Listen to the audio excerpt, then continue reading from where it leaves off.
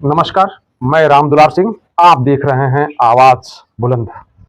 Video प्रारंभ करने से पहले हमारा आपसे करबद्ध प्रार्थना है कि इस वीडियो को पूरा देखें। अब आते हैं हम एक मुख्य मुद्दे पे। क्या जो मोदी जी ने किसी खास कौम को घुसपैठिया क्यों बोल दिया, फिर उनके हित में भी बातें, उनकी सिंपैथी भी लेने चले गए। लोग कह रहे हैं डर गए, क्या हुआ। तो इस तरह की बातें लोग फील्ड में कह रहे हैं, तमाम लोग कर रहे हैं। तमाम लोगों का तो यहां तक कहना है कि वो डर गए इसलिए बोल गए। और आप लोगों को क्या लगता है, मोदी जी कभी कुछ दूसरे देश में, कभी दूसरे देश में, लोग कहते हैं कि बहुरुपिया है।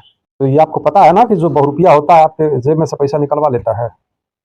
तो आपको क्या लगता है कि मोदी जी अगर बहुरुपिया बने हैं तो जो लोग उनके साथ हैं वैसे ही बना दे रहे हैं, बनवा दे रहे हैं और बन जा रहे हैं? नहीं। कम से कम इतना तो पता होना चाहिए कि अगर प्रधानमंत्री हैं वो, तो कुछ लोग तो उनके साथ होंगे जिनके पास बुद्धि विवेक दिमाग होगा, और इनको इस रूप में बार बार वो ढाल रहे हैं। कभी कुछ का हलवा दे रहे हैं, कभी कुछ का हलवा दे रहे हैं, और आप जैसे विशेषज्ञ इस पर बैठ करके और बोलने लग जा रहे हैं कि ये पागल हो गए हैं, तो ये हो गए हैं, तो इनको 1 घंटा पीछे की बात याद नहीं आ रही है। इतना तो आपको पता होना चाहिए कि 5 दिन 6 दिन पहले से ही जो है इनके प्रोग्राम फिक्स हुआ करते हैं, और 5-6 दिन के अंदर 3 तरह का स्टेटमेंट देते हैं। और आप लोगों को लगता है कि खिलवाड़ है, मजाक है, वो भुलक्कड़ है, इसलिए कुछ वो बोल दे रहे हैं। और दूसरों की तो छोड़ दीजिए, बड़े भाई रवीश कुमार जी, अभिसार शर्मा जी मूर्ख बन गए हैं। वो लोग भी इनकी चाल को नहीं पकड़ पाए हैं। इन लोगों को चकमा देने की ही आदत है। जो आम जनता बताई है, जो फील्ड से छन के बातें आई हैं, वो मुझे भी समझ में आया है। लोगों ने जब समझाया कि ये दहीने दिखा के बाएं मारने की कोशिश कर रहे हैं, और हर बार जब भी इन लोगों ने ऐसा किया है, ये लोग सफल रहे हैं। महाराज, लोग ये कहा करते थे, लोगों का कहना है कि पहले जब नाच वाच आया करता था तो लोग जो चोर हुआ करते थे इंतजार करते थे कि उस गांव में, उस साइड में कब नाच आएगा। तो एक साइड में खूब बढ़िया नाच हो रहा होता था, तो वहां गांव के लोग गए होते थे, और दूसरे साइड में जाकर के लोग चोरी कर लिया करते थे, जो चोर हुआ करते थे। तो इसका मतलब आप समझ पा रहे हैं कि वो लोग क्या कर रहे हैं। अब एक कदम और आगे बढ़ते हैं, एक कदम और आगे बढ़ते हैं कि अब कौन वेट करे, तो कोई नौटंकी का प्रोग्राम लगवा दो, और उसके बाद से दूसरे साइड में जाकर के अपना हाथ साफ कर दो। नहीं तो आप लोग सोचिए ना जरा कि चुनाव का समय एकदम चल रहा है, और उसमें 20% आबादी को के बारे में कुछ अड़बड़ बोल देना, ये कम जोखिम भरा बात है। लेकिन नहीं, ईवीएम पे भरोसा है, चुनाव आयोग पे भरोसा है मोदी जी को, बीजेपी वाले लोगों को, इसलिए वो रिस्क उठा लिए। आप लोगों को भी तो पता है कि ईवीएम कितना ईमानदारी से, कितना निष्पक्ष काम कर रहा है, इसलिए वो जोखिम उठा लिए। रह गई चुनाव आयोग की बात, तो चुनाव आयोग का एक रिपोर्ट देखिए, फिर हम आगे बताते हैं कि क्या चल रहा है, कैसे क्या है। बीजेपी ने फिर एक बड़ा गेम खेला और अब उनका हारना नेक्स्ट टू इम्पॉसिबल। पार्लियामेंट ने रिसेंटली एक लॉ पास किया जिसमें अब इलेक्शन कमिश्नर को सेंट्रल गवर्नमेंट अपॉइंट करे। इस इलेक्शन का नाम है the chief election commissioner and other election commissioner appointment condition of service and term of office bill 2023। इस कानून के हिसाब से प्रेसिडेंट ऑफ इंडिया उसे इलेक्शन कमिश्नर बनाएगी जिसे सिलेक्शन कमेटी चूज करेगी, और इस सिलेक्शन कमेटी में रहेंगे प्राइम मिनिस्टर, कैबिनेट मिनिस्टर और अपोजिशन के लीडर, यानी 2 लोग तो रूलिंग पार्टी के ही होंगे, जिसका मतलब है फैसला सेंट्रल गवर्नमेंट के पक्ष में आना तय है। और ये जरूरी नहीं है कि हर वक्त तीनों लोग सिलेक्शन कमेटी में मौजूद हो। अगर उस वक्त उन पोस्ट पे कोई एक जन मौजूद नहीं है तो बाकी 2 जन का फैसला माना जाएगा। और पीएम की पोस्ट अभी खाली नहीं होती, कैबिनेट मंत्री की भी पोस्ट अभी खाली नहीं होती, लेकिन ऑपोजिशन लीडर की पोस्ट खाली हो सकती है अगर लोकसभा डिसॉल्व हो जाए। पहले इस कमेटी में कैबिनेट मंत्री की जगह पे चीफ जस्टिस ऑफ इंडिया हुआ करते थे, जो कि बदल चुका है, जिसकी वजह से अब इलेक्शन कमिश्नर के ऊपर हमेशा प्रेशर रहेगा। इलेक्शन कमिश्नर का काम होता है वोटर्स को वेरीफाई करना, इलेक्शन में कौन खड़ा होगा उसका सिलेक्शन करना। इनडायरेक्टली इलेक्शन कमिश्नर के हाथ में ही सारा कुछ होता है। तो आपको क्या लगता है, ये सिलेक्शन कमेटी का बदलना सही है या गलत, हमें कमेंट में बताइए। तो यह देखा आपने रिपोर्ट। तो जिस समय यह बदलाव हुआ उस समय हम लोग तो चिल्लाने नहीं गए, और आज ढूंढ रहे हैं चुनाव आयोग कहाँ है, कहाँ है, कहाँ है। तो कहाँ है भाई, देखिए जिसको सेटअप किया गया वो है। उस समय आम जनता तो नहीं उतरी कि इस तरह से चुनाव आयोग ही खत्म कर दिया जा रहा है। उस समय, जिस समय ये बदलाव हुआ, उस समय कोई कुछ और दिखाया जा रहा होगा, और सब लोग उस पर जय हो कर रहे होंगे। होना चाहिए, नहीं होना चाहिए, जय हो, वाह वाह, खराब है, अच्छा है में लगे होंगे, और उस समय उस चीज को डाल दिया गया। कोई देखा होगा तो एक बार उसमें बोल दिया होगा, और अपना जो हवा चल रहा है उस पर काम किया होगा। तो अब आज जब चुनाव आयोग की गरज पड़ा है तो लोग ढूंढ रहे हैं, तो कहाँ है वो। लोग यही कह रहे हैं कि हम लोग ढूंढ रहे हैं, तो ढूंढिए।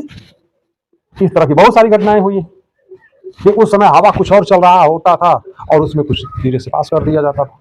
लोग चिल्ला रहे हैं कि संविधान बदल जाएगा, संविधान में ये हो जाएगा। अरे संविधान का इनके समय में नए नियम नहीं आए हैं, नए नियम नहीं पास किए गए हैं, नई चीजें नहीं लागू की गई हैं कि बाद में आएगा। अरे अब यही ना होगा कि नई चीजें लागू हो रही हैं, ये पूर्ण बहुमत से जाएंगे तो पूरा संविधान चेंज कर देंगे दूसरा। लेकिन हम लोग ये जिधर दिखाना चाहते हैं उधर हम लोग देख ही रहे हैं और हम लोग खुश हो रहे हैं। अरे भाई खुश मत होइए, ये लोगों को काम पर लगा कर छोड़ देते हैं और लोग काम पर लग जाते हैं। हम खुश हो रहे हैं कि अब जो मीडिया के लोग इनके पक्ष में बोलते थे वो तो इस पर कुछ बोल ही नहीं रहे हैं। शायद ये लग रहा है कि उनको भी एहसास हो रहा है कि हम गलत के लोगों के साथ हैं। अरे भाई ऐसी कोई बात नहीं है। जब आपके घर में कोई फंक्शन वगैरह होता है ना, तो घर वालों को पता होता है कि हमें कहाँ बोलना है, कहाँ नहीं बोलना है, और किस जगह पे किसको यूज करना है, किससे बुलवाना है, किससे आवाना है। आप इतना खुश मत होइए, इतना खुश होने की स्थिति में नहीं है आप। जब चुनाव आयोग की ही स्थिति आपने देख लिया, फिर आपको समझ में नहीं आ रहा है। ईवीएम पे बहुत चिल्ला करके कर लिए, कोर्ट तक गए, क्या हो गया, क्या मिल गया? जब ठीक समय पर ठीक मुद्दे पर आप ध्यान नहीं देंगे। कारण यह है कि जिस समय ठीक मुद्दे पर आपको ध्यान देने की जरूरत होती है, उस समय कोई ऐसा हवा बह रहा होता है कि उसी में आप भुलाए रहते हैं। क्या होगा? तो ये सब चीजों पर तो ध्यान देना चाहिए ना। हम लोगों ने ध्यान नहीं दिया, पब्लिक ने ध्यान नहीं दिया, उसी में भुलाए हुए हैं हम लोग। फिर तो जो अगला सोचेगा, इतना डीपली सोचेगा, इतना डीपली योजना बनाएगा तो वो सफल होगा। फिर क्या, किस बात का रोना रोना है? अभी हम लोग क्या गाना गाए जा रहे हैं, अभी इस मुद्दे पर हम आते हैं। लेकिन यह सारी चीजें देखिए ना, वो सारी चीजों को अपने पैरामीटर पर टेस्ट करते रहते हैं लोग। जैसे कि सभी को पता है कि कोरोना जैसी बीमारी ताली थाली बजाने से नहीं जाएगी, और वे उनको भी पता था, लेकिन फिर भी उन लोगों ने बजवाया। जानते हैं क्यों? उन्होंने टेस्ट किया कि इतना लपियाए जाने के बाद, इतना परेशान होने के बाद, इस तरह से अपनों को खोने के बाद भी लोग हमारे बातों को सुन रहे हैं कि नहीं सुन रहे, तो उसका तो फायदा हो गया। ऐसे लोगों का तो ये कहना था कि ये बजवा करके विदेशों में भाई लिए हैं, वो तो लिए ही लिए, लेकिन मुख्य उद्देश्य इनका ये था कि थाली ताली बजवा करके और इनको जो है जांचें कि ये लोग किस स्तर तक, किस मानसिक स्तर तक हैं, हमारी बात सुन रहे हैं, मान रहे हैं कि नहीं मान रहे हैं। और लोगों ने माना, बजाया। उसी तरह से घर की लाइट बुता करके और बालकनी में मोमबत्ती जलाने का भी बात हुआ। अभी टेस्टर था कि अभी इतना पर भी इन लोगों की मानसिक स्थिति क्या है, वो टेस्टर ही था, टेस्ट कर रहे थे। और उनको लगा कि हम ऐसा करते रहेंगे, कोई दिक्कत नहीं है। लोग कह रहे थे कि बकवास करा रहे हैं। बकवास नहीं भाई जी, वो अपना पैरामीटर बनाए हुए हैं, उससे नाप रहे थे। अभी जस्ट एक और टेस्ट हुआ है इसी बीच में, इस इलेक्शन के बीच में, कि दिन में मोबाइल का फ्लैश लाइट जलाने को कह रहे हैं, लेकिन उन्होंने देखा कि तो फेल हो गया। किस दिन की बात है? जिस दिन अयोध्या में राम लला की मूर्ति का सूर्य तिलक हो रहा था, उस समय वो कह रहे थे कि यहीं से फ्लैश लाइट जला करके आप भी अपना किरण भेजिए। तो वहां के लोगों ने करना उचित नहीं समझा, कुछ लोग समझे भी होंगे। वो अभी एक टेस्ट ही था कि देखें कि अभी भी वह बात बनी हुई है कि नहीं बनी हुई। और यही नहीं, एक और टेस्ट मार दिया गया। इन्होंने एक विवादित बयान देकर के सबको काम पे लगा दिया और हम सब काम पे लग गए कि ऐसा कहना चाहिए, ऐसा नहीं कहना चाहिए। इन्होंने कहा नहीं कहा, दिमाग खराब है, तमाम सारी चीजें। और उसी में इन्होंने एक और टेस्ट मार दिया। तो इस समय जो चुनाव चल रहा है ना, इस चुनाव में भी परीक्षण एक हुआ है, टेस्ट किया गया है कि आम जनता क्या कर सकती है, क्या सोच सकती है। जो लोकतंत्र को कुचलने की बात कहा जा रहा है, उसका एक टेस्ट हुआ है। आप देखिए ये रिपोर्ट। आप क्रोनोलॉजी समझिए कि कैसे लोकतंत्र खतरे में है। सूरत में पहले कांग्रेस प्रत्याशी नीलेश कुंभानी का नामांकन रद्द किया गया, फिर सूरत से कांग्रेस के एक अन्य वैकल्पिक उम्मीदवार का नामांकन खारिज किया गया। इसके बाद बीजेपी प्रत्याशी को छोड़कर बाकी सभी उम्मीदवारों ने अपना नामांकन वापस ले लिया। ऐसे में सूरत लोकसभा सीट से बीजेपी प्रत्याशी मुकेश दलाल को निर्विरोध विजयी घोषित कर दिया गया। ये मैच फिक्सिंग है जो पीएम मोदी कर रहे हैं, क्योंकि वह बुरी तरह डरे हुए हैं। ये लोकतंत्र और संविधान को बचाने का चुनाव है जिसे नरेंद्र मोदी खत्म करना चाहते हैं। आपने देखा ये क्या किया गया है, और इसी को करने के लिए इस तरह से जगह जगह बयान दिया गया कि आम जनता का ध्यान उधर भटक जाए और हम इस टेस्ट को कर पाए। और पिछले 10 वर्षों में इसी तरह से इन लोगों ने काम किया है। लोग समझते हैं मदारी हैं, वहां दिखा रहे हैं, वहां दिखा रहे हैं, वहां दिखा रहे हैं, ये कर रहे हैं, वो कर रहे हैं। आम जनता उधर उसमें लगी हुई है। और नीचे से स्लोली कुछ कर दिया जाता है। एक बहुत बड़ा बाउंडर खड़ा किया जाता है, क्रिएट किया जाता है, लोग उधर उधर देखो में लग जाते हैं, और एक छोटा सा हवा दे करके अपना काम कर दिया जाता है। जो अभी ये परीक्षण किया गया है, यह टेस्ट किया गया है कि आम जनता देखें कि इस चीज के लिए क्या कर सकती है। तो बस ऐते जैते में ले लिया गया कि क्या हुआ, कोई बात नहीं है। तो संविधान बचाओ, संविधान बचाओ, संविधान बचाओ पर लगे हुए हैं, हिंदू मुस्लिम पर लगे हुए हैं। भविष्य में आपको दिख रहा है कि भारत के लोगों की स्वतंत्रता खतरे में है, और आज ही जो खेल खेल दिया गया वो नहीं दिखाई दिया।